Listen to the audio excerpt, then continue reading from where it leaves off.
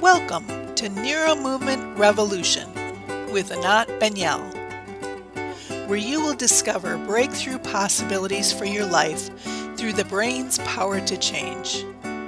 We're so happy that you can join us in making the impossible possible. Hello, good morning, everyone. Wonderful to see you. And Mike, I am beyond thrilled to have you with us for an hour this morning. Okay, it'll be fun in that. Yeah, it will. I do get emotional and a little teary when I get inspired. So you will forgive me, right? Sure. I mean it seriously. Anyway, so I believe most people know very well who you are, but I'm still gonna make sure to give a short bio of you, okay? And if I miss anything you would like people to know, please add that afterwards. So Dr. Michael Merzenich is a professor emeritus, UCSF, a founder and CSO of scientific learning, positive science and stronger brains. As the director of the John C. and Edward Coleman Laboratory at UCSF, Mike led a large research team that focused on documenting the functional organization and the lifelong plasticity of the central auditory and somatosensory nervous systems. Their basic research studied I'm sorry, I have a little something. Studies contributed to the modern understanding of the principles governing sensory nervous system organization, function, and plasticity. I'd like to translate it in my own words. So what I was saying, because this is very detailed and geared more to people who are already a little familiar in the scientific world, and I was saying that you're basically considered by many the father of modern neuroplasticity science. And it was your research, a research study that surprised you to discover that adult brains of monkeys change in response to their experience. Is that correct?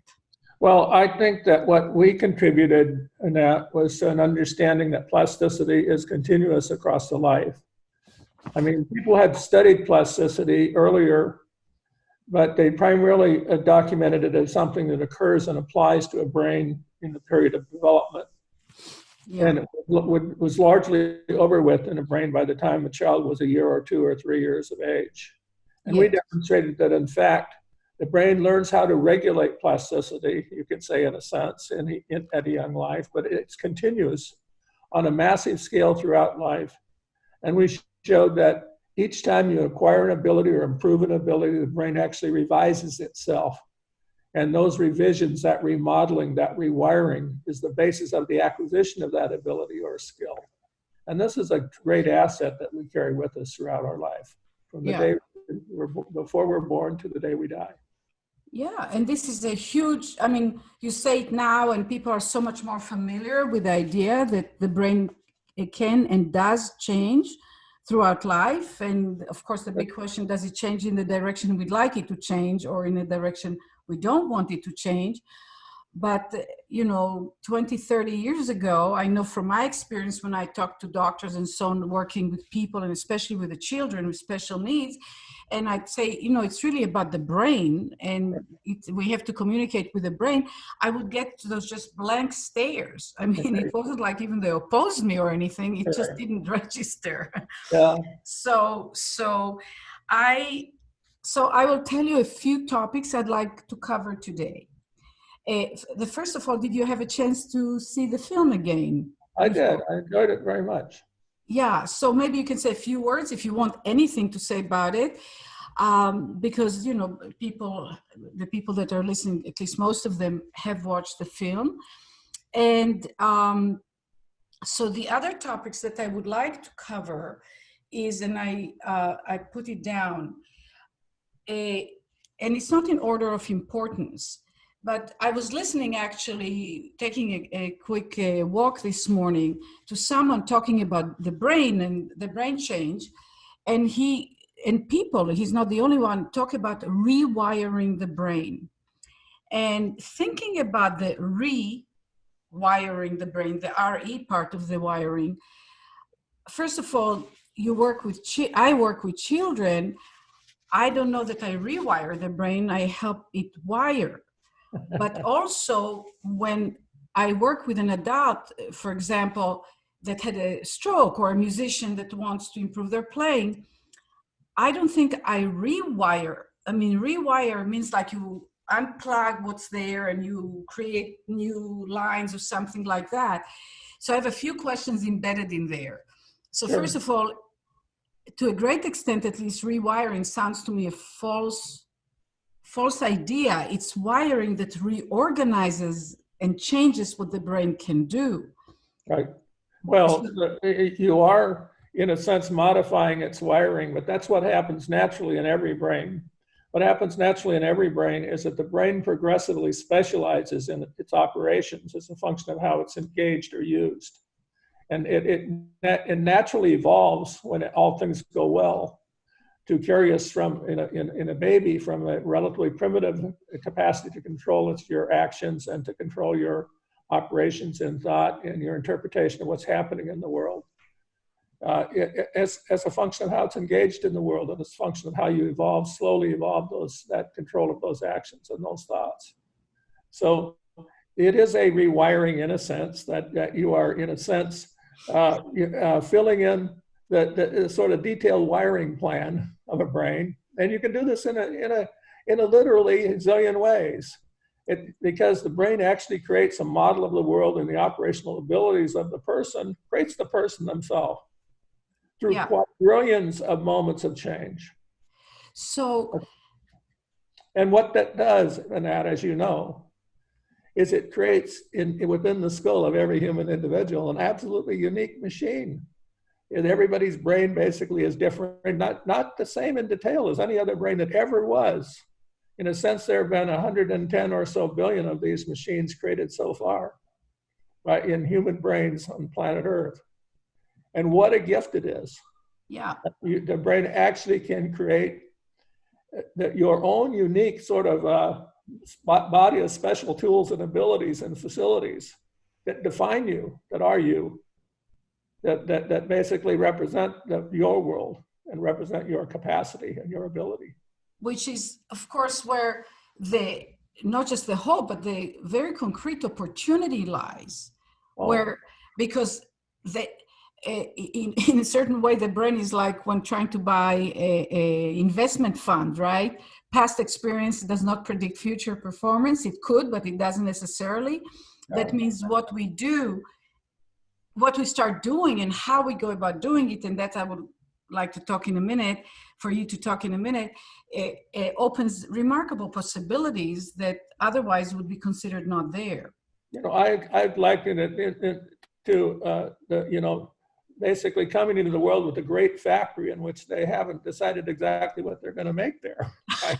and actually through your operations, you specialize it. You build the machinery that's required, you could say, to create a tremendous range of abilities and to load it with an incredible amount of information. Scientists have estimated that we have the capacity to store within our brains as much information as can be found on the internet. Yeah. And each one of us has this incredible ability to record all of this information and develop all of this ability by brain change, by our operations. What a gift. And Mike, as you say that, all the information on the internet is huge amount of information. Right. But what your brain and everybody's brain can do is come up with things as a result of experiences and all the information we have with things that are not on the internet. That means it molds it and it comes up with new ideas and new possibilities. And that's what I find most exciting, Right. So I would like to have a couple of questions, because a big part of our audience are, parents of children with special needs and people working with children with special needs, but we also work with adults. So I don't want to only specialize on children with special needs. that kind of the rewiring depends on continued differentiation. Right. You know, in the brain. That means new connections in the context of whatever we are learning. So again, with children that are young and haven't learned yet to do certain things and are challenged by learning how to do it, it's new wiring. So it's wiring the brain. Right. When I have worked with people, for example, that adults that have had a stroke, and sometimes there is recovery of certain aspects of the function that they've lost within minutes. So in the film that you watch, Tessa, after the very first lesson, and I think it's in the film, she came back the next day and she said that she realized after the lesson that she got back sensation in her face and the right side of her body. Right. I didn't even work on her getting sensation. And so in other words, very often there is disproportion between what I do with a person and the enormity or the transformational outcome. Right. And my thinking is that, I forgot, I'll say something else in a minute, but that what I do, I take it from the other side. When somebody has a stroke, they lose more function than they lost brain connections because there's an interruption in the neural networks, right? But if we give them a little bit of bypasses, a lot more comes online that wasn't directly worked on. Would you agree with that? Well, there can also be factors in play, you could say, that are in a sense disguising or masking the real capacities of a brain. So we've seen children, for example, who are identified as profoundly autistic and have trained them over a period of maybe a month working on a computer. And we've seen them move in their performance abilities 4 or 5 standard deviations in performance across the distribution. It's phenomenal. A possible level of change.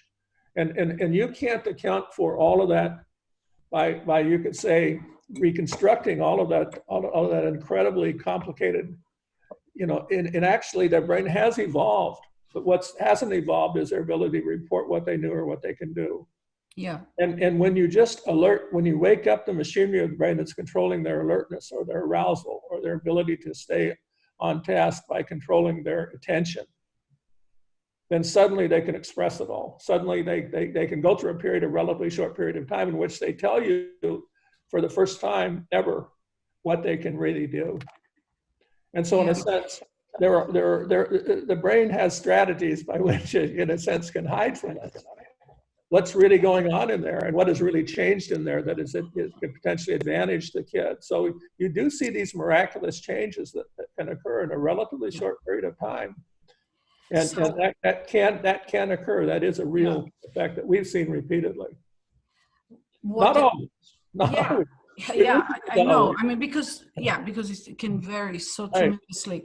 Right. Working with very young children, like a few days old is a whole other conversation, but a few weeks old to a few months old, that really not only have not developed certain configurations of movement and organization, but they have like with attitoid cerebral palsy, they have already grooved in involuntary patterns of movement. So it looks like complete, but if you watch it for 3 minutes, you see that it repeats itself. I see that it repeats itself. And then I do something with them or whatever, a little process.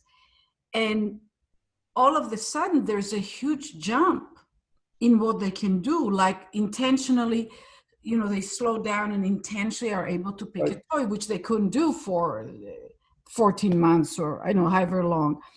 Right. And I'm curious for accounting to this really hop. It's almost like it hops to a whole new thing. Now, I know that the hopping phenomena exists with all development. A child doesn't say mama until one day he says mama, right? Right. He said a whole other things. I mean, a lot is going on. But there is a hop, between a child that didn't displace themselves in space, like crawling, to the child that all of a sudden displaces themselves in space. It's a big jump. Do you have any thoughts about this hop quality of the brain? Well, I think that one of the things that you're doing is you're growing the child's attentional control to important contributors of the behavior and the behavioral Can control. you say that again? I'm not sure I Well, I think grasp. we're growing you could say the child's the machinery that's controlling their arousal or attentiveness to the task in the behavioral domain in which you're operating. This is now I want to say this is speculative. I'm not absolutely certain what's happening, and of course, in any individual child in which you see transition like this, or an adult that's struggling, you see these rapid changes. I'm not absolutely, there could be a variety of reasons underlying explanations for why this occurs, but I think it's primarily relates to arousal and attention control. Attentional control. That's magnificent, very important. The way. So I tell the story very briefly. I did a workshop in New York. They brought a 4-year-old girl to PTs, to physical therapists, many years ago. They brought a girl that couldn't crawl. She had cerebral palsy. I did a demo on her, and she started crawling. So Right.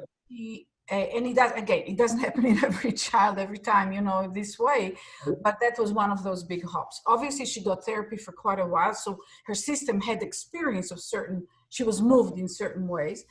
And the therapist said, I do what you do, so how come she didn't start crawling with me? Right. And I said, what do you mean? She said, well, I also lift her arms, move her legs, and it's true. When you move a child, there's sort of a given repertory that we will be able to do with that child at any given moment. And I said to her, I have no idea, let me think about it. Right. And what I came up with is I realized that it's not what I do, which I have to do something, just like the therapist, it's how I do it.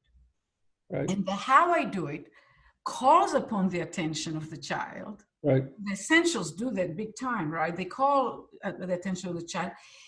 But my sense was that somehow how I'm doing what I'm doing with the child's brain, in terms of being a learning machine, gets way upgraded.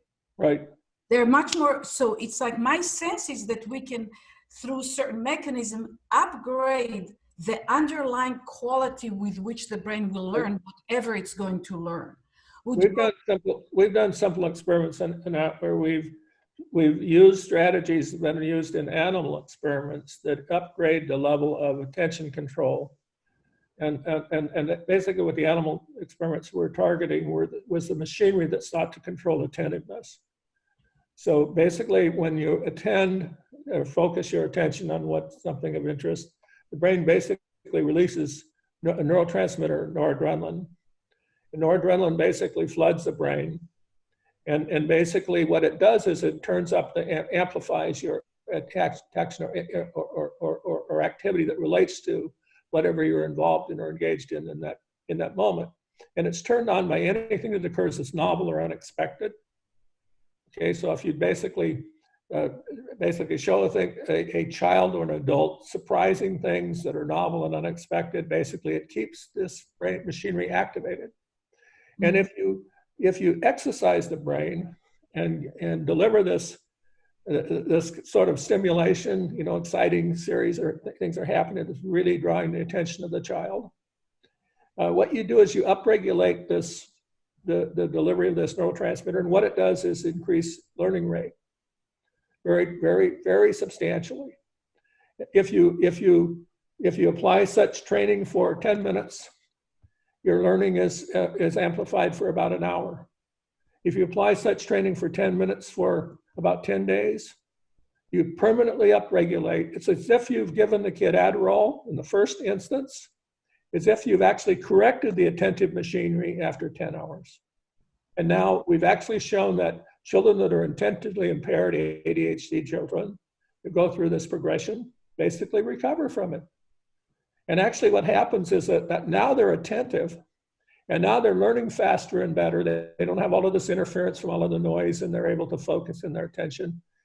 And it turns out you wait for 3 or 4 or 5 or 6 months. If you had given them Adderall or given them as some other stimulant drug. By that time, you'd have to give a lot more of it because the brain would have adjusted basically and stopped making the noradrenaline itself. But when you train the brain and actually correct it naturally, organically, what happens is that 3 months later, they're even more attentive because now they're using. Yeah, they're learning from their learning. Yeah. So basically, you break through these things that are limited their ability, have limited their ability. I mean, you have a child that can't move, that can't control themselves, that basically can't operate effectively. All of this machinery is downregulated, and what you're doing is waking it up again. You're waking it up again, and you're exercising it. And yes, you would anticipate that what you do would result in an improvement of attention control. And you'd anticipate that it would result in an improvement in learning rate. Yeah, it's not at all surprising to me that you see this in that. Yeah, it's not only, it's interesting because the way you said about surprising and stimulating, experiences, a lot of time, the work that I do is actually slowing way down and getting the capacity of the child to sense and feel intensified by doing that. Right. And we are now doing some work coaching the parents through Zoom because of the pandemic. And we're training the parents to operate through the essentials and to be more aware and slow themselves down. And on the Zoom, I do most of the initial consult. The child, children, their body comes down. The child that's agitated, like a child on the autism spectrum, they start listening. And by the way, they start recognizing me as the source of what's happening, and they start paying attention. And so eventually I will do also fasting and, vary, but primarily initially is really slowing. And somehow that gets them internally to amplify their own what they feel. So right. I don't have to provide it externally. They turn the volume in through more and more delicate, sensations and perceptions that allows them to differentiate in a much more refined manner. Right. I'd like to go back and say a little bit about what the initial questions that you raised in this issue and in this conversation, and that is you asked, you said, well, it's not rewiring really, it's establishing wiring for the first time, basically. And you could say that if you just thought about human individuals, you could ask, well, how many of them do a really good job of rewiring their brain in a refined way, let's say by the time they reach their 20th birthday.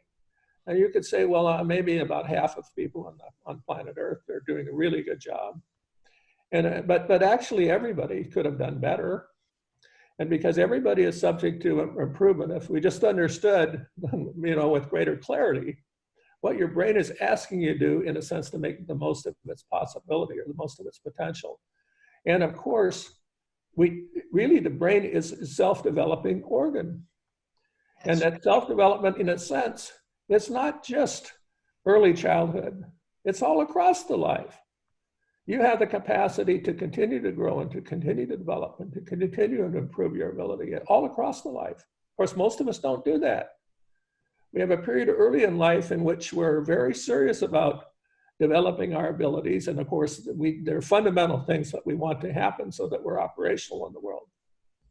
But why wouldn't you think about life as a life of continuous growth and continuous expansion of ability? Because it can be. Nothing's stopping you. Nothing's stopping any child. It drives me crazy that we know that we can change the operational characteristics of the brain of every child. It drives me crazy that when they go to school, why don't we give a kid a brain exam? That drives me nuts. I mean, why aren't we concerned about how healthy the brain is? We assume that if the kid shows up at school and is not very obviously very unwell, that everything is fine in there. That's crazy. We should be evaluating every child, and every child that needs neurological help should get it from us. We should help them assure that their developmental progression has been a good one and that they're set up to succeed and they're set up and to make progress in life. In the same way, when we look at children, like basically that get in trouble, let's say with the law, what do? We do exactly the wrong thing. The worst. We do the worst. We basically punish them. But the fact that they've done something that indicates that they can't live with the rest of us means they have a neurological problem. We should understand that they need help. We don't need punishment. Punishment won't help anything. Punishment will just drive them farther into the hole. They need to go, maybe they need to go to a place where they can't live with us, but that place should be a treatment center. We should help them. And the fact that we don't find every child that comes to school that's struggling, and knowing that we have the capacity through our brain plasticity related approaches to make them better, to help them, to give them a chance. And we don't do it. When they ultimately do get into trouble, it's not their fault as much as it's our fault. Yeah. And you know, our fault. So this drives me, as I'm an old man, you know, this drives this old man crazy. The right to be a grumpy old man, right? Is that what we're saying here? Anyway, so your passion, I think your passion. Well, no. And you see these children, and like you love them. I love them. Yes. You know, every time I see a kid, I say there's a real possibility for something wonderful here. Yeah. And it's actually totally accurate. And I totally agree with you. And we can hopefully have a little time to talk about that too today, is you are already working with schools and you know, instilling programs that make a big difference. Right. You know, we are working with one school district in Canada. By the way, we are renewing it. We just talked to them this week. I'm so excited, online. And I want to, if you stay on the call afterwards, I want to talk to you a few minutes Sure. about it, Sure. if you have the time. Okay. Yeah. But the thing is that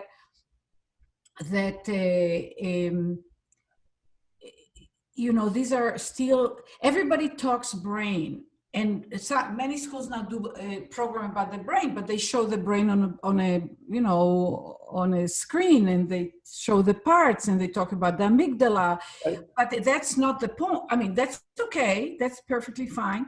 However, it's about bringing the mechanisms that upgrade the quality of the functioning of the brain and its ability to learn and do its job well. And that is almost invisible to most people that I know about. Right. It's just like, I don't know, the 18th industrial revolution's model of schooling still. So Right. it's very true. I hope, you know, that at least that I and you and some other people contribute to a faster shift in the schools. But I also want to say, again, because there are a lot of parents, the way the traditional therapy is done also, in a sense, has a punitive element to it. Yeah. And that, in a minute, will lead me to the next topic I want to ask you about, that I know you have been very, very involved in research and implementation. But when a child cannot stand up, whatever the reason is, and he stood up by a stander or people hold him up or make them crawl, in other words, trying to make the child do what they can't. First of all, the brain, it's their brain's experience, and they're learning, except they're learning a lot of not good things, and on many, many levels, including their own sense of self. Right. And they feel they're bad and wrong and upsetting people around them. But a lot of times they're also in pain. And a ceiling is created to their progression that people assign to the condition. Well, and they mistake it and don't realize that the limitation, the way it shows up, is assigned to the intervention. Well, one of the things it's you know, again, was struck by it in the video, but I've also been struck by it in visiting you and that, and And that's the fact that in your rehabilitation center, you have no machines. And where the hell are your machines, right? That's actually the standard way that you think about helping somebody that can't move, is to put them in a machine and hold them up somehow and suspend their weights and have them say, move, damn it. You know, that basically is a strategy. And that movement commonly is in a stereotypic form. Yes. I say that if this person could just reach out and grab this, let's try 1,000,000 times and maybe they can do it, right? Yeah. And of course, basically what you and I both know that reaching out and moving it is not something that just involves an arm. Yes. And you can maybe get a distorted movement so that they can twist their body and move the, you know, people have attempted to basically treat children, for example, with cerebral palsy by such strategies. But they're extremely limited because what they do is they treat movement and distortion and with limitation. They not necessarily ceiling. You know, basically you have to reorganize the way the brain controls its movement more holistically, more completely, and you have to go through the natural progression. You could say, by which the brain builds the resources so that ultimately it can do the refined thing. And you have to train with variation.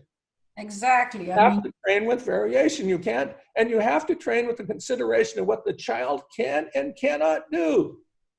Yeah, because you can only, you know, Mike, logically, we can only differentiate from where we are. Yeah. We cannot have a hop in differentiation. We can have a hop in performance, but not a hop in differentiation. I submit that one of the main reasons why people sometimes can't believe that you do what you do is because they can't see the machines in your.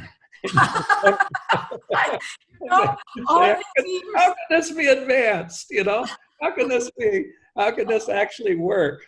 You know, it never occurred to me that the lack of machines will be even a consideration. That's so interesting. It's really very interesting. So what I would like to move to talk about is the whole topic of trauma. Right. I know you have looked at, so if you can tell us a little bit about the research of trauma, then I would like to hear from you what you, if you have an observation of what ends up being traumatizing to the person, right? Because I can say, I'm doing something and you got traumatized, or I do the same thing and you don't get traumatized, right? Right. From the brain's point of view, and there's some wonderful work like Judith Herman wrote 30 years ago, a fantastic book called Trauma and Recovery. And she didn't have all the brain current, knowledge and so on. So people have looked into it, but so if you can talk about your research, and then I would love to know if you have a general concept of what the brain perceives or experiences for it to have the trauma, and what are the consequences? Well, it's a complicated subject when we get to mechanism, and we talk to how trauma can impact the brain, and of course trauma comes in many forms, and sometimes it's highly persistent, and sometimes it's powerful and limited in the time span in which it occurs. It occurs in all kinds of ways, but one of the things, of course, you and I know is that the experiential trauma that applies for a child is very common. You know, people don't know in general in the United States that by the time a young woman graduates from high school, 1 in 7 has experienced sexual trauma, has been sexually abused. 1 in 7. Every classroom, there are 1 or 2 young women in that classroom that have had these experiences that have been neurologically damaging. But in that, across humankind, at least 1/3 of individuals suffer trauma on a level in which it's basically generated soft damage in their brain that's at a substantial level. 1 in 3. And the sad part about all of this is that it's correctable, and we don't correct it. And basically, that's largely these traumatic experiences slow developmental progression. They basically degrade learning rate. They have a series of changes in hormonal structure and in hormonal impact and ultimately impact on the autonomic nervous system control that actually compromises physical health. Most mental illness is actually set up by negative factors that occur in life that have damaged the brain in childhood. If we actually discovered all of these children that have traumatic histories or live with fear or live with stress, high stress, across a substantial period of their life and help them, think of the impact it would have on the health and well-being of those individuals in an older life. And yet we do not do what we should. We have no systematic way of finding them. How the hell can the medical establishment not take it on as a goal to find every such child and help them? I do not understand this.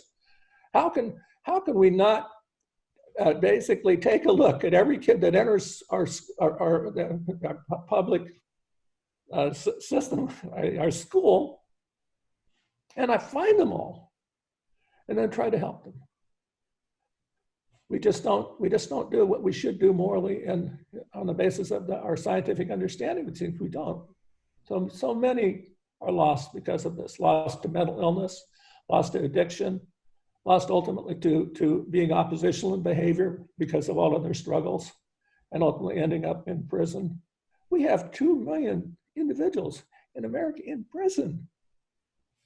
And what is substantially about the majority of them actually have a very tragic early life of extended trauma. And we never did anything about it. You know that if you go to school, you're a little boy and you go to school, and you're really bad at it. You're really bad at it because your brain not neurologically really set up to succeed. And you quite quickly identify yourself as not being good at it. And you struggle to learn to read. And you become oppositional in the 1st or 2nd grade. There's about 60% chance that you'll commit a felony before your 30th birthday. And why the hell don't we respond to that child who's pleading, begging for help? And the problem is neurological. We have to consider how we can correct it by helping them move their brain to a better place. And the tragic part about it is their brain is plastic. It can be moved to a better place. And not our failure to do that, our failure to help them is in fact the tragedy, because it basically holds us responsible. So, this is, we are so slow to act on our knowledge and so slow to apply these principles to help people to guide them onto a path for a better life. We have the capacity to radically change the broader health of our society. We have the capacity to substantially reduce what is now an underclass in our society and bring them into the mainstream and give them a real chance to compete with the rest of us for the good things and material things in life and spiritual things in life. And we just blow it. So anyway, I'm dedicated in my own life now to try to make a difference in this domain. I'm trying very, very hard to sort out relatively easy and relatively simple strategies to find these children and to help them. And in your own way, Anat, you've made great inroads in helping these child populations. And I've learned a lot from you about doing that. Wow, this is incredible to hear from you. Be careful, I'm going to start crying. I won't be able to interview. I get moved, I can't. So anyway, thank you so much for saying that.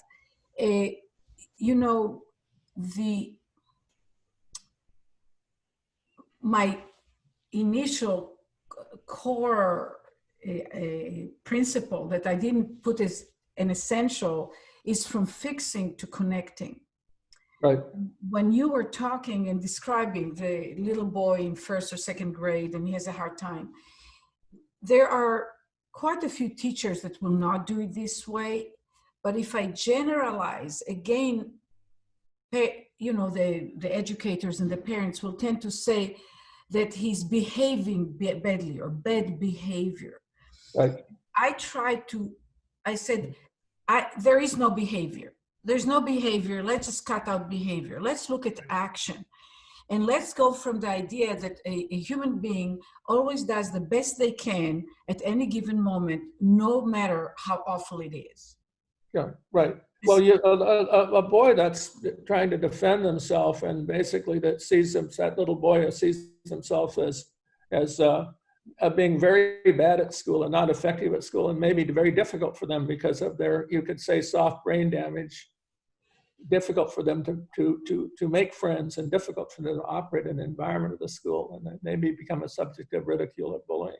That they become oppositional is no surprise, and everything about what their brain is doing basically in the face of maybe a traumatic or very high stress early life, their brain is operating completely appropriately. Exactly, that's what I'm heading towards. So the opposition is a way to stay, go a little psychological, to stay with some sense of definition of self, right? Something very crude. Opposition is a very undifferentiated way dealing, you know, with others, but it's the best that they can do. So I always say, if he could, he would. If she could, she would. So stop asking people to do what they can't do. See what they actually are doing. That's the beginning of connecting to another person. And then when you see what they do, you can use your amazing, you know, online programs, building in variations, building in an opportunity for the brain to have what it needs to be able to do what it needs to do.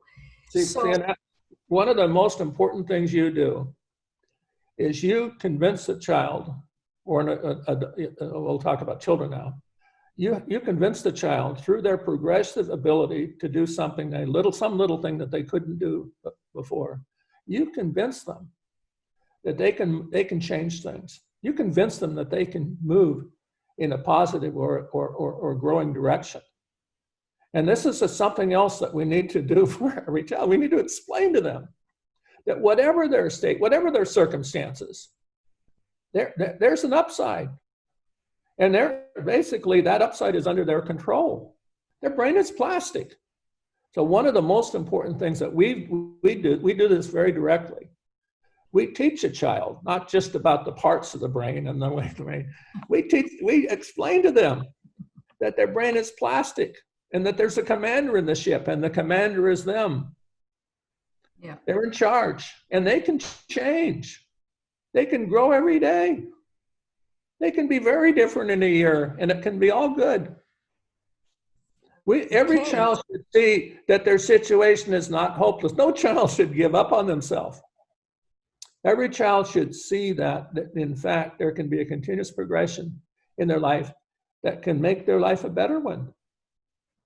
You know, and Mike, my experience by doing the work, and also in myself, because I'm still doing the movement work, and the moment of shift, the moment when something changed and it's a little easier, or it's something I didn't even think of doing and I'm doing spontaneously, there's a surge of delight, there's a surge of sense of well-being that is spontaneous, which I really believe is one of the ways that the system is built to keep us on track in the direction, in positive progression. So, and of course there's like also, you say, oh, you're doing, I mean, there is like the I can feeling. Yes, you know, the famous, yes, I can. You know, I can. And then it can also be told to the child, because children decide. I've had a number of children when, you know, they were taught to do math and the way, you know, it was taught, they couldn't figure it out. And I started working with them and they said, oh, I'm stupid. I said, no, you're not. I said, your teacher, I'm so sorry, but I said, your teacher is stupid. Because if you think you're stupid, that means the people around you are stupid. I have this parent sitting in the room. I said, you can leave now. You don't have to continue working with me. But this is what I tell the child, to differentiate. Yeah. It's not their job to figure out how to learn. It's our job. So one thing we do in that is we explain to the child that their brain is plastic, obviously, in terms that a child can understand. And then we take the child on their computer to a brain jump. And we say, okay, let's change your brain. Let's see if you can change it, right? So you can demonstrate quite easily in a child over a period of a day or 2 or 3. For example, that if they practice and develop their skills and abilities, they can do things that they couldn't do a day or 2 or 3 before. They can hear things they couldn't hear before. They can understand things they couldn't understand. They can remember more. You know, you can demonstrate within a few days that your brain is a better brain than it was several days before. I mean, they actually experience it. I mean, that's the most convincing thing. And once they experience it, they understand. You know, we found that the education of children about their possibilities of self-development and growth is really important, because when the kid sees that they can go somewhere, you know, and see that their situation in a sense is not, they are a work in progress. And they're not done just because they got off to a bad start in school. Yeah. They have an upside. And Yeah. we'd see all kinds of wonderful things happen that wouldn't happen without that understanding. Yeah. You know, I think I'm learning here, Mike, because anyway, I won't go into my side right now. Yeah, Anat, I think we should open it up for some questions. This conversation could go on for days, and it will. And I mean, one question that I think you should save till the end, because it could like open up a whole can of like many more podcasts, is where do Merzenich and Anat disagree? No, not right now. No, but maybe just a couple of little teasers at the very end of the podcast. Following on from what you've just been saying, Mike, can you describe some of the soft brain damage that does occur with trauma? That's from one of our trainees, Tracy Emery. Yeah, and also, what do you mean by soft brain damage? Well, one of the things that happens is that the brain basically is just delayed in its progressive development, because the change processes, the plasticity itself is impacted, and the machinery that's controlling plasticity in a sense is distorted in its operation. So there's a kind of disabling of the change processes of the brain. And also the brain basically has to evolve in developing its progressively more strongly correlated activity in all of the domains, sources of information that are feeding the higher levels of processes of the brain. And actually, the brain actually creates the self by basically delivering relatively highly coordinated activity to the highest levels of the brain. And in those levels, when you're in your operations, in all of your actions and all of your thoughts, in all of your feelings, the brain basically is associating those thoughts and actions and feelings with its source, and the source is you. And it does this billions of times in early life, and the consequence of that is it creates a construct, you could say its greatest single product, and that's the genesis of self. And it occurs in the frontal cortex of the brain. And you look at a brain that's basically suffers from continuous stress, traumatized, basically a fear. Commonly, what you commonly see is that there's a very weak development of this executive control in the brain. So you have a very unreliable captain of the ship. You have a ship that operates very impulsively. This part of the brain machinery is still very noisy. It's evolved only to primitive extent. It's partly because it's been impaired in this progressive development and in its capacity to change, but it's partly because this machinery has gotten limited exercise in doing the kind of sophisticated and complex and nuanced things that it would need to have gone through, you could say, experientially, to have a richly endowed capacity to control complex operations and on this executive level in the brain. So the brain basically exaggerates when you're traumatized, the machinery basically that is defending the individual.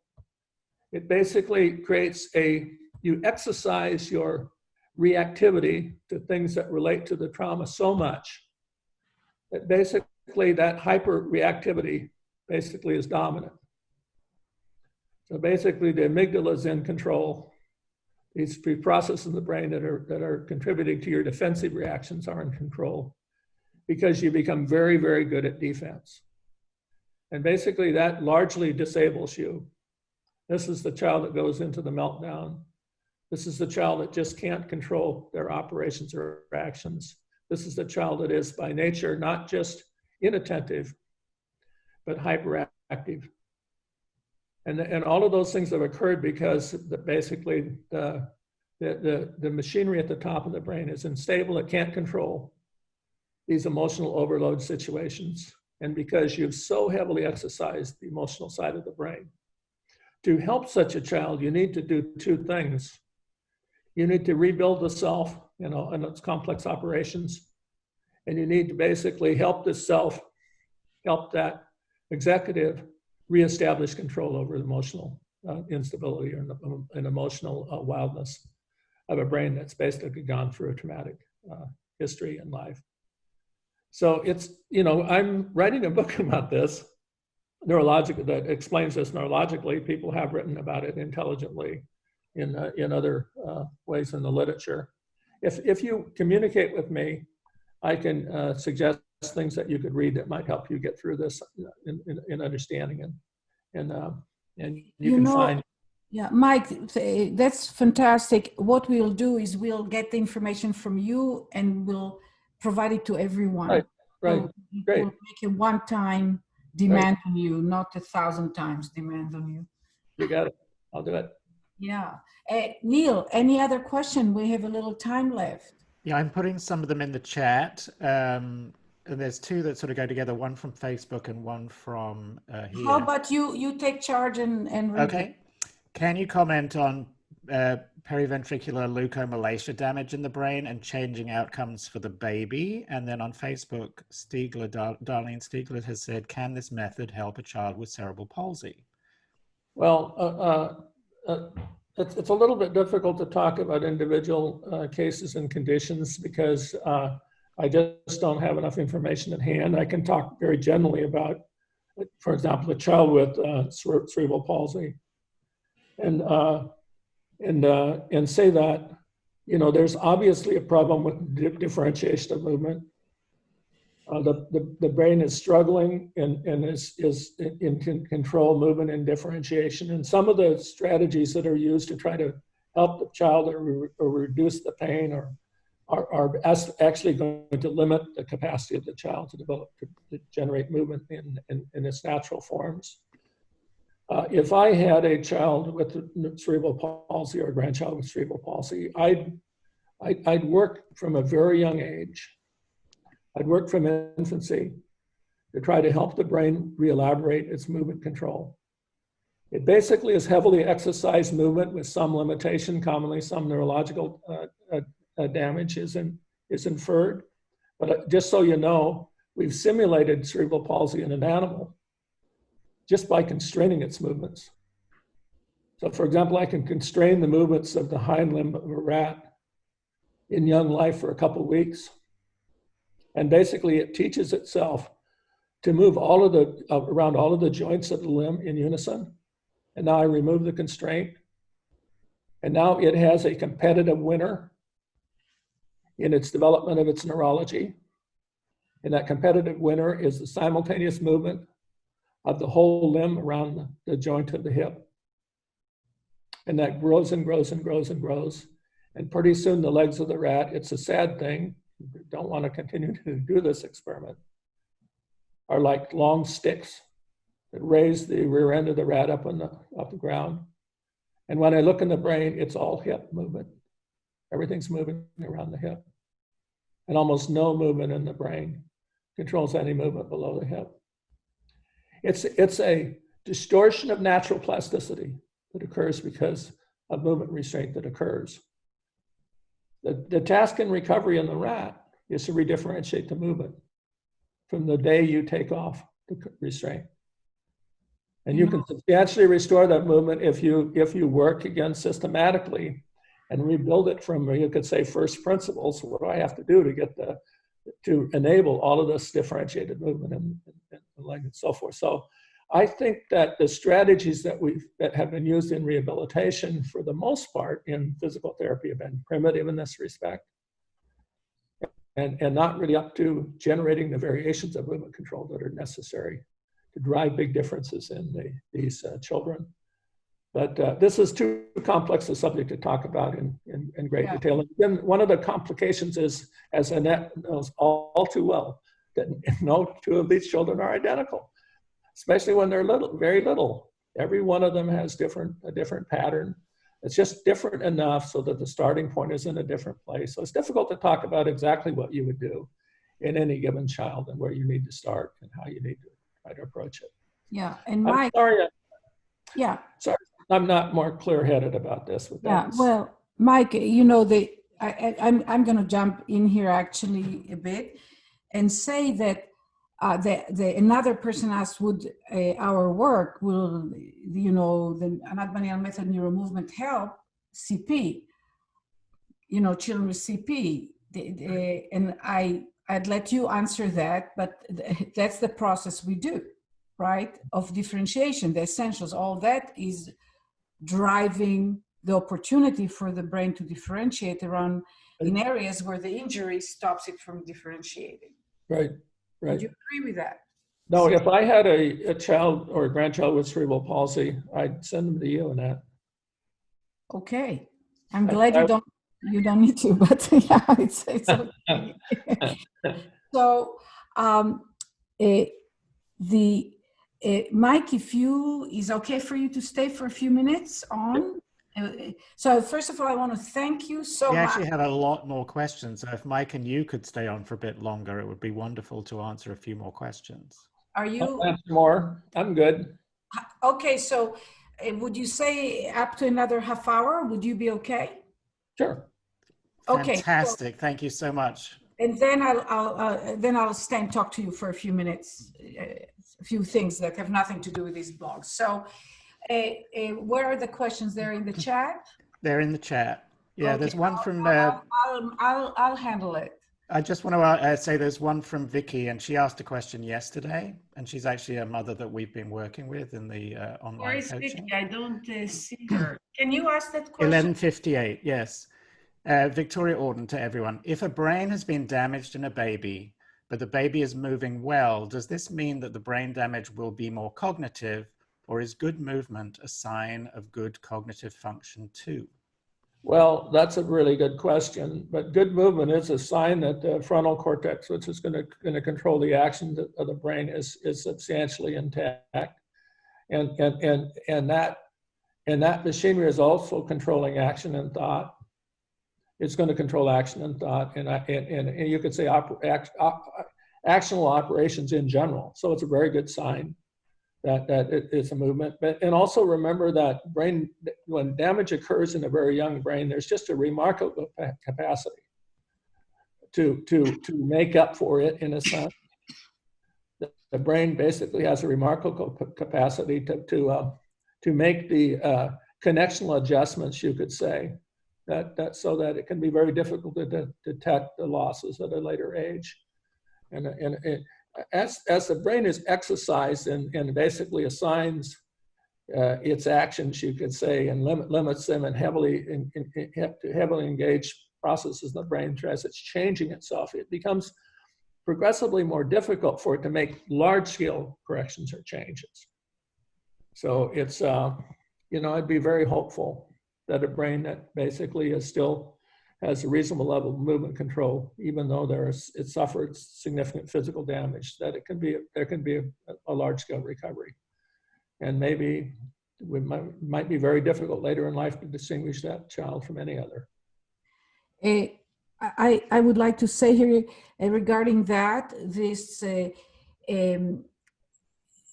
two things. I totally agree. When we have this experience working with children that are very young that come to us, and but it's very important. One of the mistakes that's done when they're very, very little, there's very little people know to do, because very young children, pretty much all they have is reflex movement and random movement.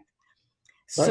So that's very important, not to try to make the child, like if the arm has brachial plexus injury, right? And it's not moving, and it's not to try and make the arm, like I know they do, they stretch, they do, because babies don't stretch arms and don't reach bottles, and you know, when they're very little.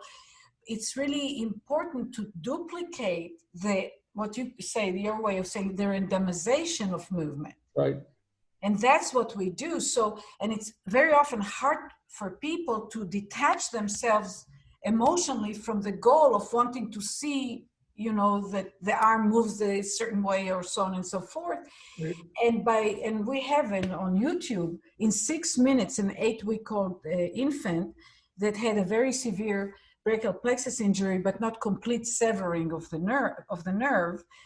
And within 6 minutes of me doing with her movements around the chest and everywhere else and randomizing it in directions it didn't go because of the lack of movement of the arm, you know, that wasn't moving in space, she started moving the arm. And, you know, a few months later, by the time she's a year old, you know, they came periodically for some more work. You can't tell the difference at all. And there wasn't a difference. It's Right. recovered, you know. So that's an element that's so important when starting to work with a young child that obviously has had some kind of damage, neurological damage, to not try and fix them and make them do certain things, but recreate how they would have been had they been healthy, which is not doing specific movements for quite a while. Of course, in real life, there are other complications that not uncommonly arise in such a child. The brain might be unstable, and the child might be subject to progression to epilepsy or to other medical issues. Yeah. Right. I mean, that's not an uncommon thing that occurs. The more strongly the brain is engaged, and the more completely it's you could say it's in action, then the less likely it is that kind of instability will arise in the brain. Yeah. So it's really important that the child be engaged in things beyond movement as early as possible and as richly as possible. That's not to say that there's any absolute protection against something like an inherent instability that can need some further treatment or some other medical consideration. Yeah. Okay. Anat, just want to make an announcement. We have a lot of our trainees from our current professional practitioner training program, and those who are on the West Coast stream now need to leave us to go back to the training. Yes. So thank you very much for being with us. Thank you, Mike, for speaking to them. But everybody else, either from the East Coast stream or the general public who've joined us, please stay online and we will answer more questions. And are you able to stay? Or you have to leave too? I will make myself available to stay. Okay. So do you want to read the next question since you've been scanning them? So yeah, somebody had asked about, we're talking a lot about the brain, but what about spinal cord damage? It's Cynthia, and she says her question on spine damage relates to becoming paralyzed and having to learn to walk and sense and have strength again as an adult at age 60. Where is Cynthia? Is she on the call? Yes, she is. I'm going to see if I can find her and she could ask the question. Yeah, because maybe she can put her hand up, you go to participant. And there she is. I found her. Found her? Cynthia, I've unmuted you. Hi, thank you. Cynthia, I just want to... have you trained yourself to walk again? Yes, I worked with a physical therapist who, after going through some of what you talked about with physical therapists putting me in all kinds of contraptions, I found somebody who got me on a mat and started me as a baby, crawling.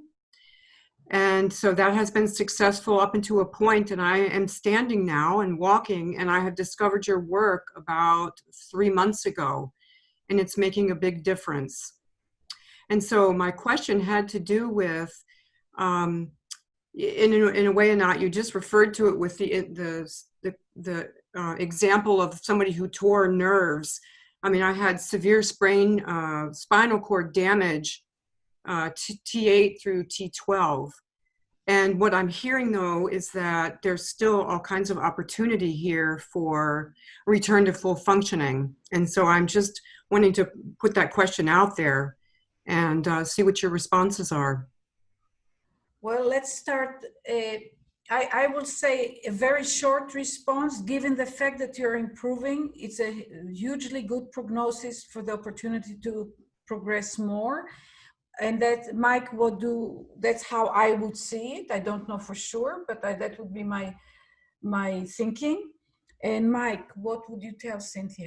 There can be sort of remarkable recovery in the light of what can be very substantial spinal injury. So there can be a real serious decimation in the tracts that are feeding information. You could say forward and backward in the spinal cord relates to movement control, and with relatively limited resources, you can recover basic function. And to say that you can anticipate recovering to normalcy, well, you're probably not going to win a marathon, and you're probably not going to be quite as good a dancer as you were before. I will say that, but just to be functional, just to be effectively functional and operational is what you seek, and to be as strong as you can be. You can be back to living a relatively normal life, it sounds like, and you're lucky that you went through a progression in which someone understood that you had to rebuild your neurological resources from the ground up again. That was good fortune for you to go through that progression, and keep it up, and remember that almost no matter what you do, whatever your functional capacities are today, in a month they can be significantly better. You could measure them, and I can tell you, if you keep working hard every day, they will be better in a month. Follow the same path, and you'll see that. Okay. And then in a year, and then in 2 years, you have lots of years in front of you in life. I do. Yeah.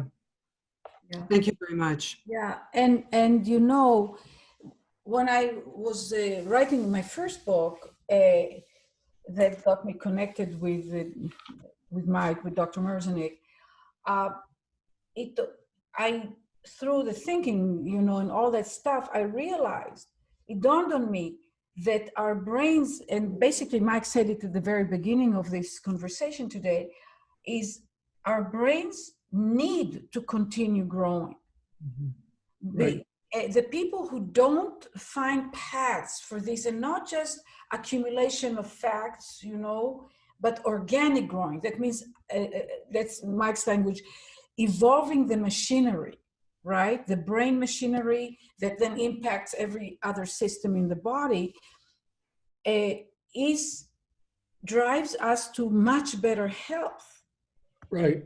So I'd like to say something about that, Anat, because it's something that there's a growing appreciation of in neurological science. And I did just say two things about it. The first thing is that when we've done experiments in which we exercise the brain, and then we've asked ourselves, well, what's changing in the brain when we exercise it? So the first thing, everyone talks about brain wiring, right? That's great. The brain can rewire itself as you improve its function. And I'd say that's easy to document. It's been documented thousands of times. But we made a long list of things that relates to the physical health of the brain as an organ. List of about 30 things. That relate to its chemistry, that relates to its functionality, that relates to how it's being supported by the vasculature in nutritionally, a whole series of things like this.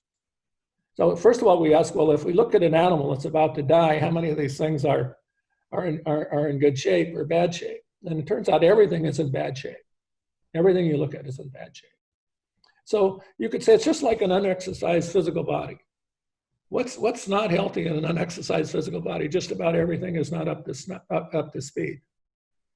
Same in the brain.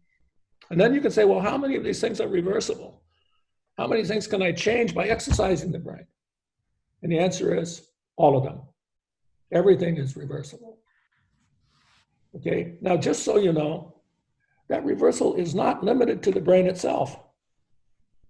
So one of the things first thing we noticed was that when we trained an animal near the end of life, and we stopped training after a month, everything in the brain was better, stronger, getting more nutrients, better able to defend itself, all kinds of things were better, recovered, restored to a youthful level.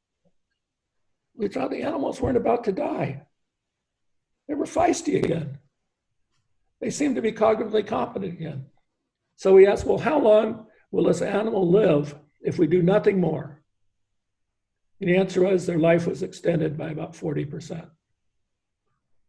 They live very dramatically longer lives by actually exercising their brain for a month, about an hour a day. So then we thought, well, could this apply to humans? Can brain exercise relate to physical health? Well, first of all, we know that brain health relates very directly to physical health. If you have a life that's traumatic in childhood and adulthood, you don't live as long. A whole series of natural diseases occur in you with higher probability. You're much more likely to develop diabetes, multiple sclerosis, zillion things, much more likely to occur in your life than they would have occurred if your early life had been a healthy one, a brain healthy one. So in fact, if you have a very traumatic early life, life expectancy is more than 20 years shorter than if you have a normal, healthy young life. So it turns out that more recently we've been training older people from middle age onward, and we have indices of health. How well can their brain defend themselves? Or how well can their body defend itself in their immune response? You can actually improve the immune response, the likelihood that you would be really sick from something like a COVID infection by training your damn brain. You can actually improve the brain way the body is regulating its homeostatic control to control your heart rate and control your breathing and other things to keep you in the best shape. Every organ basically getting the sort of nuanced changes as a function of what is called for in your body by exercising your brain. So when you think about how you're improving your brain health by how you're engaging it, it's not just brain health, it's brain and body health. And in fact, the brain should not be thought of as anything separate or organ separate from the body. We commonly think of neurological problems and physical problems. That's nonsense. Nobody told the brain or the body about that. It's all unified. It's all unified. Healthy body impacts the health of the brain. Healthy brain impacts the health of the body. You want both of those to be healthy, of course. And you know, Mike has been involved in developing all the programs all the way from children, you know, Fast Forward, that has millions and millions of children benefited. And of course, it's not just the reading and writing, the children on the autism spectrum or other things. Just because of what you said, I thought about it, get better in many other ways that initially the program wasn't geared toward, because it improves the brain, you know, so and the brain is the big CEO, right? So it improves everything. And programs for just like you mentioned, and maybe we will also, because we put it as a podcast, we put links next week, we can put links to different things that people can, you know, will get from you, Mike, and now the work with the schools where they get these fantastic outcomes with children that really go through profound healing. And a mother asked between the movement that the child is doing well with movement, but the concern about cognition. Again, there's, you know, there can be unusual combinations of how a child performs, but learning to move is cognition. I mean, the idea, I mean, the realization that I can reach my hand and hold an item, and I can put blocks one on top of the other, and that if I touch it, I can knock it over. These are all cognitive learnings. I mean, it's the more I look into it, and I see it working with very, very young infants where their eyes move, they realize, oh, when this happens, then this happens, and they just make connections. So I don't see how one can separate the cognition from movement and movement from cognition. Movement by itself does not create an Einstein, you know, I mean, great athletes are not necessarily good mathematicians. But probably a lot of it is because nobody ever used their movement capabilities to drive more cognitive development. That's my thinking. So yeah. So I wanted to mention that you and your people that you work with have developed magnificent programs, and and I don't know how many of them are available publicly, but at least those that are, people should know about. Well, actually, one of the things that we're doing right now is we're focused on developing, you could call them brain advancing or brain training strategies for children that are in the sort of category of children of special needs. And we're really interested in children that have had relatively severe traumatic history, or we're interested in children that have genetic misfortune to be set up for struggles in life. We've trained thousands of these children, primarily in studies conducted in Australia. And we found that most of them can be substantially improved in their ability, and many of them can be rescued. That is to say, the brain can be normalized so that it can operate at relatively high function, even though when they enter these programs, they are really struggling. So for example, one of the classes of children, we've trained hundreds of children who have been in Australia in the foster care system in more than 5 homes in the previous year. And when you're in more than 5 homes in the previous year, obviously are really struggling and socially and emotionally and in control. And we can pretty reliably rescue such a child. And it really doesn't matter, as a rule, what they're called, how the clinician has labeled them.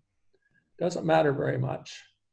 And what the rescue involves is a combination of brain education, emotional training, and cognitive training. And those in combination basically can result in most of these children advancing to the state in which they're stable in a home, back to school and stable and progressing in school. And by all objective assessment, much safer, much less likely to progress to mental illness or progress to addiction or progress to other problems that would otherwise be likely to apply to their lives. So we're focused on these children now, and who are really struggling, and we're still in America in a research phase, because we do not want to promise that we can do anything to the families involved in these children before we've confirmed that they can occur on a deeper level still.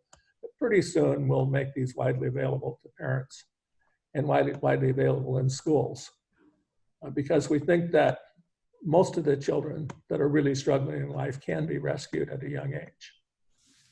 I might say that we're also limited in what we're doing now because we're approaching children from about the age of 10.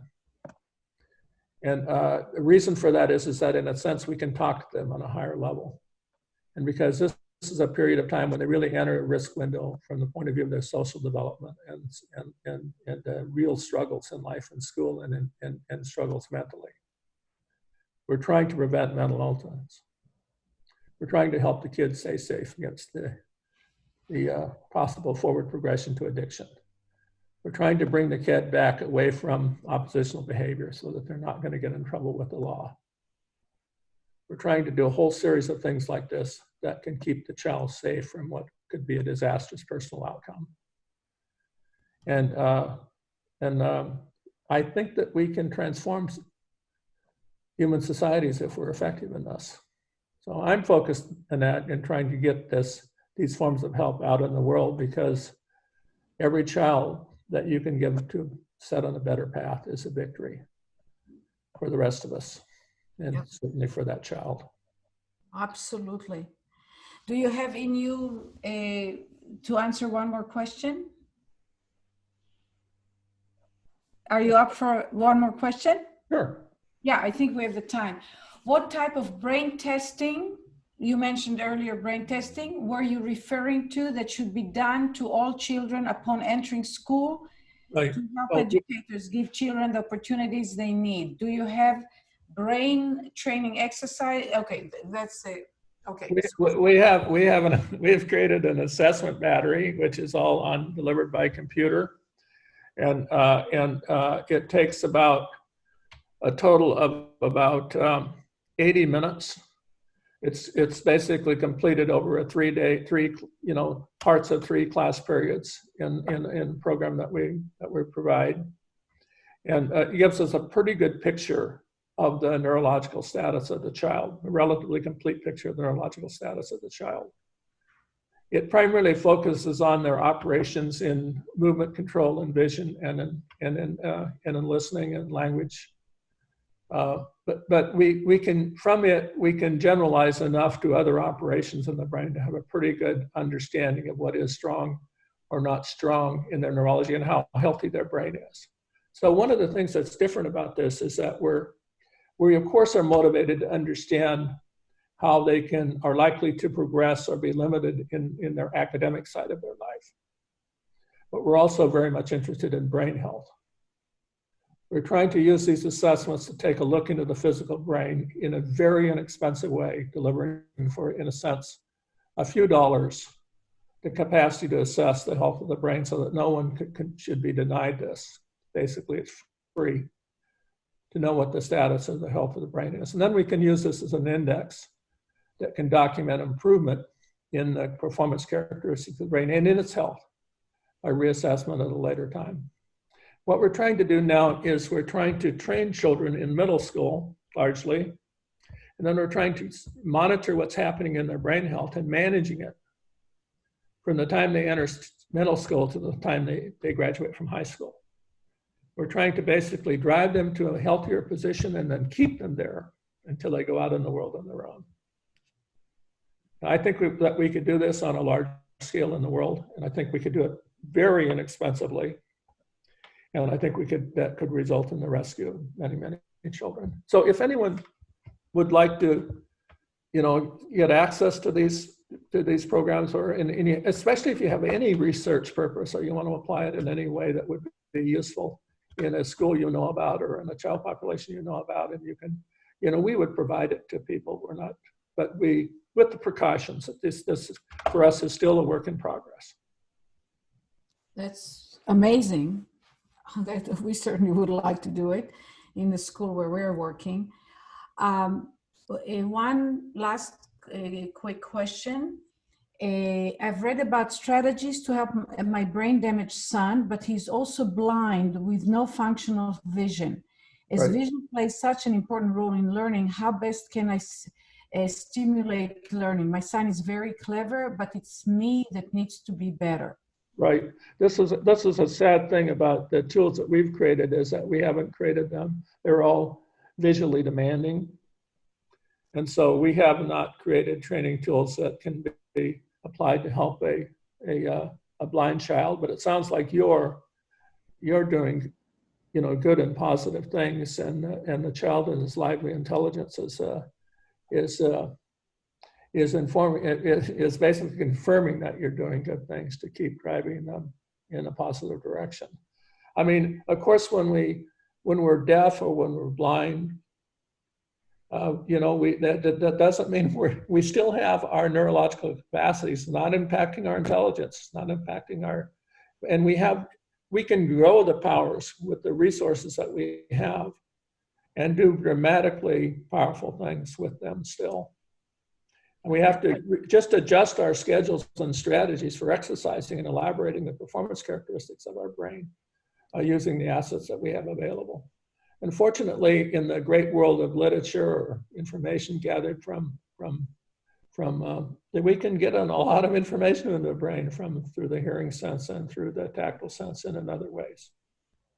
And so that can be a differentially more important part of engaging the child in making them something special.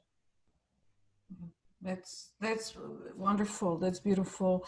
And I think the person who wrote it wanted to stay private in terms of her name, but in my world, and I also experienced working with children and adults actually blind, that the basic, again, I'm from my world, the 9 essentials in terms of providing the brain the conditions that facilitate differentiation and perception of the differences and so on, are very, very useful in associating instead, we so much associate everything to the visual sense, to associate touch with sound. So for example, anyway, I won't go into an example now, but, and if you want to hear from us more about it, feel free to contact us too. Mike, I think we're reaching the end of a wonderful hour and a half. And this, what you told us, is going to be useful for many, many people for a very long time. So thank you so very much. It's always nice to talk with you, Anat, and it's nice to meet all of you out there in this very strange way. And just so you know that my job is to help people. That's my job. It's official. And so anybody that has a special question or a special need, write to me. Yeah, we'll give them. I might not be real responsive, but I'll try to help. Yeah. You ask for it, or refer you to somebody that maybe can help. Yeah, and we'll put it where they can email you and so on. Right. On our website, and if I don't know if you want this also on your website or whatever, but certainly we'll do it on our website. So and be patient, because I'm a very busy guy. Yeah, that's why I'm trying to centralize the information as much as possible, because we know that. Right. Yeah. So I'm going to say goodbye to everyone except Neil and Mike. Thank you so much for being on the call. So if you can just leave. And well, before you leave, just remind you that there's actually another fascinating conversation going to take place this evening at 6 o'clock, same place. So rejoin us with Dr. Martha Herbert, who is also friends with Dr. Michael Merzenich. They know each other. And absolutely. She's a project. That would be a good conversation. I'd kind of like to listen in on that myself. Oh yeah, well you can come in. Come and join us, yes. Yeah, oh, I'd love it. And we can have, you and she can be back and forth. She's a pistol. This could be a regular thing, Anat. You just have group conversations between all your amazing friends, and people can just eavesdrop. She's a smart and feisty person, so that would be fun. Yeah, she's doing this amazing research called Documenting Hope. Yeah. And she's gotten the NIH or wherever to give them criteria that they didn't know what to do with in the beginning for valid scientific research. So if you would like, you're more than invited, and I'm sure she'll be thrilled to see you. She asked me if anybody else is going to be with. I said, no, just you and me now. I'm going to text her and say, and Mike, if you have the time, 6 o'clock this evening. Yeah, I'll try. Martha's a windmill tilter all of her life, and she's a great scientist. Can I now say goodbye to everybody? Yes, Mike and you? Yes, you can. Thank you. Bye, you guys. Bye, guys. Thank you so much, and we'll see you this evening, hopefully. For those of you that it's not the middle of the night. Thank you for joining us on NeuroMovement Revolution with Anat Baniel. You will find all of our podcasts and additional resources on our website at www.anatbanielmethod.com. You can also subscribe to this podcast for free on iTunes, iHeartRadio, Spotify, Google Play, Stitcher, and TuneIn. We look forward to seeing you online for our next NeuroMovement Revolution.